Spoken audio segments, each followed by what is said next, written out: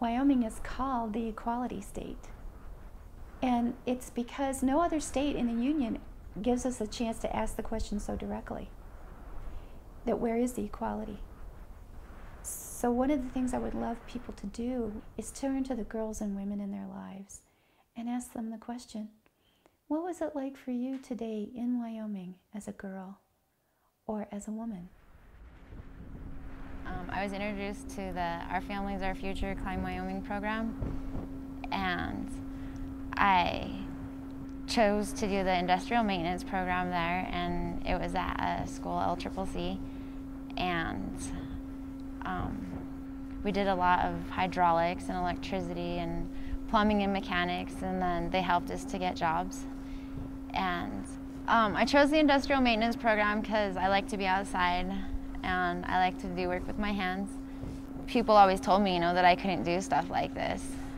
I was too little, or, I was a girl, stuff like that. And it's different, I can do stuff like this. None of the guys out here treat me like I can't do anything. Hopefully soon we'll be able to buy a house, and I want to continue working out here because it's an awesome job.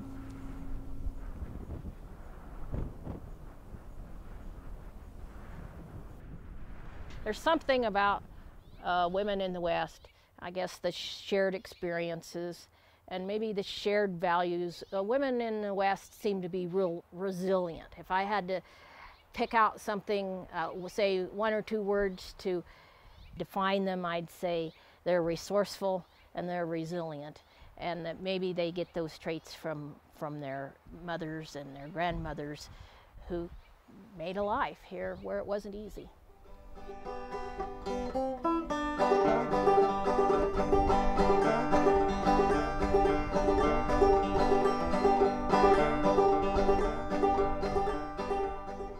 As far as the women's role in Wyoming in ranching, women have always had a pretty strong role in ranching because the reason we got the right to vote in Wyoming was they didn't have enough bodies. They needed every body they could get, so they used women. By the same philosophy, they needed every body they could get to help get the ranch work done. And I have worked with men almost all my adult life because I've been in a male-dominated field, and I have not really had a problem as a woman. I've had to earn my respect just like everybody else has. I first got into the volunteer fire department when I married Frank about 22 years ago. And we lived close to the railroad tracks at that time, and there were a lot of railroad fires, and it sort of was a self-defense system at that time. And we had a small trailer with a little tank on the back, and we'd take it to the fires. And as the program grew in Converse County and we got more and more equipment, then we got a 4x4 truck, and then we got into what they call a 6x6. And Frank and I are Unit 381. There are some summers when we're out maybe every other night on lightning fires. The more I fight fire and the more I see what can happen, the more I realize there are many times over the years that we should have been probably burnt to a crisp and just lucked out by the skin of our teeth. But we're here today, and we hopefully do a pretty good job of keeping the fires put out. Some of my women friends who were also writers and I used to get together and we'd talk about the kind of books that we ought to put together. We'd say, somebody ought to put together a book about the real women out here, not the ones on TV and not the rodeo cowgirls, although there are real rodeo cowgirls, but the women like we knew. And we talked about how, well, it would just be cool to let the women tell their own stories. I think speaking for all of us, I could say that we were all married to good men that we good loved cowboys. very much. And they were all good cowboys. Yes, right. And the ranchers worked pretty hard too. Yes. But they needed good help. And we went to this river ranch, they called it, and it was a winter range for all the different districts. At that time, they sent the horses and mules and for fighting fire. Well, they had 2 men for the mules, and I was the other man for the horses, so they didn't have to hire another one to go with mine. But they didn't pay me.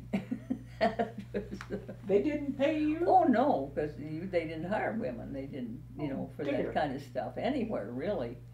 when we went to the mountain, I went with the cows, and I had to rope a heifer to pull a calf, and of course I didn't pick the rope up from behind, So I roped the heifer around a post with my leg in the rope, and I thought, uh-oh, I'm going to lose a leg here. So I had quite some experiences. I finally learned to pick up the slack in the rope.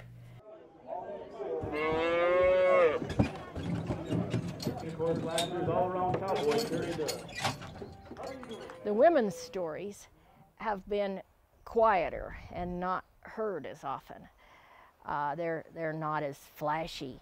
So if we were looking at the river and we said the river was flowing, was a river of stories, women's stories would just be a little bucketful along the edge.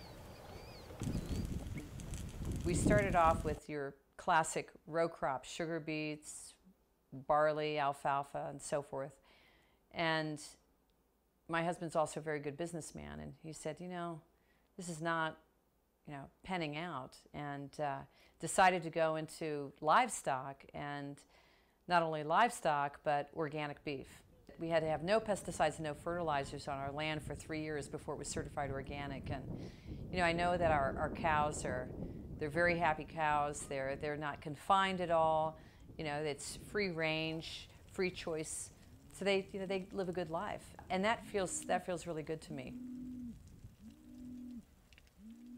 It's been a really wonderful antidote, I would say, to the emergency room.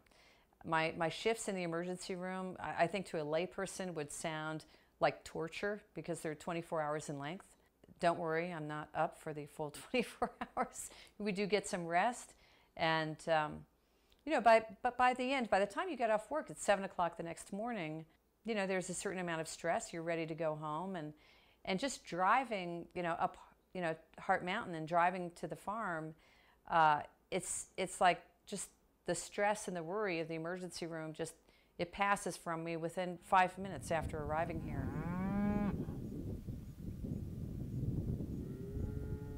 When I think of my whole life, when I was born in 1915, women didn't have much right. I didn't know that at that time, but I think young women sometimes should think of how lucky they are, and that's only right, but that they are free. They can do what they want. So I wish women could have a little more influence, and I think it'll become, because now, after all, we are more in government and so maybe it'll come.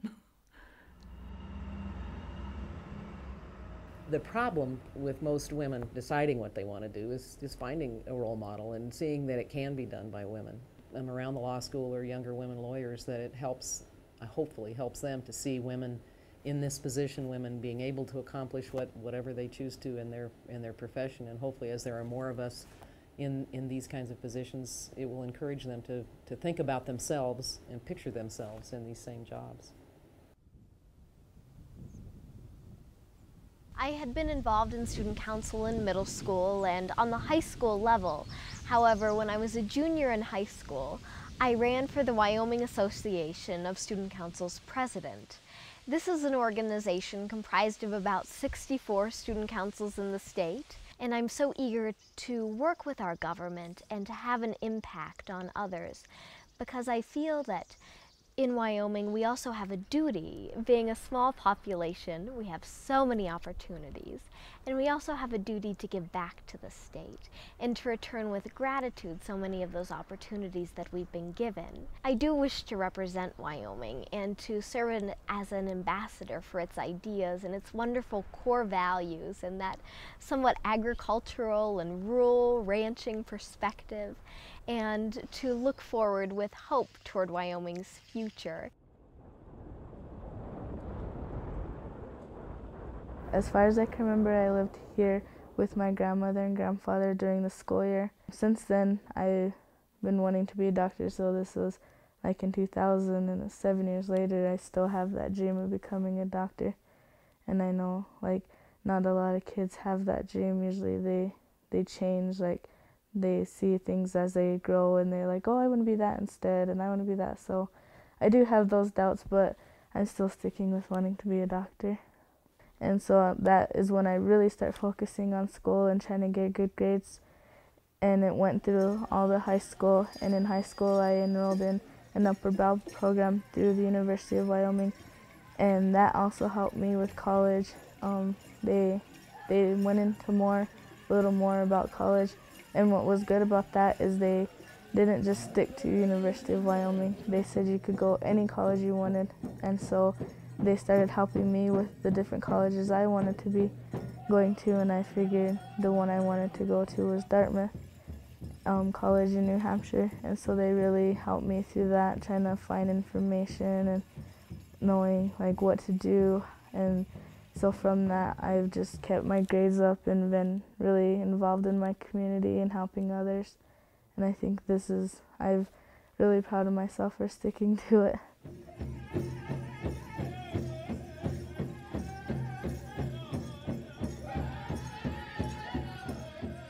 There are so many other women and girls to hear from. So I hope people ask that question. What was it like for you today in Wyoming as a girl or as a woman? Women have been silenced, sort of, and even their names don't appear in history. I like to think that stories are the things that hold the world together. And as kids are growing up, I think the stories that they hear in their family help create who they become. I don't have years to give. I've had more sorrow than sin. What could I possibly give?